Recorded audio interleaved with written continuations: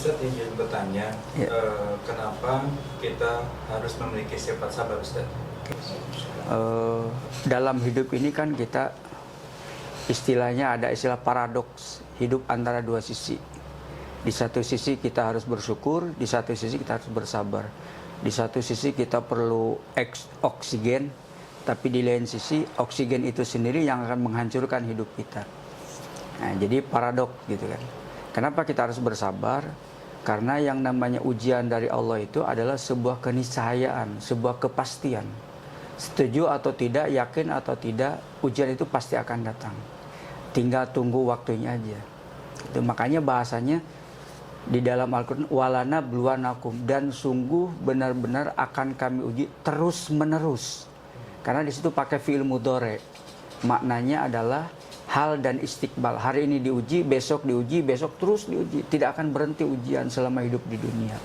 Maka perisainya adalah dengan cara bersabar tadi itu. Nah, dengan sabar, insya Allah sebesar apapun ujian itu akan bisa dilalui oleh kita. Dalam rumah tangga misalkan, ketika ada sesuatu, kalau kita udah bilang ini ujian, udah hati-hati. Ini ujian, ini ujian, ini ujian. Tapi kalau kita tidak menyadari bahwa kita ini sedang diuji, kita terlena.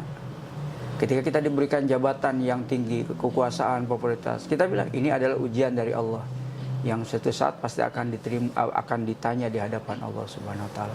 Maka pentingnya bersabar itu di situ. Nah, kepastian bahwa kita itu akan diuji oleh Allah ya tadi dalam Quran surat 2 ayat 155 sampai 157 kan. Walana bluwanakum bisyai'im minal khaufi wal ju'i wa naqsim minal amwal wal anfus wath thamarat. Itu kan kisi-kisi bahasanya.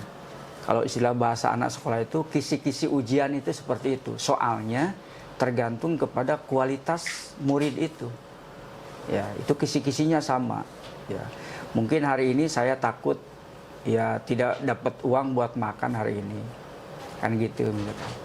Tapi kalau pejabat misalkan takut jabatannya diambil orang, sama aja rasa takut itu. Hanya model soalnya itu yang berbeda. Begitu sih.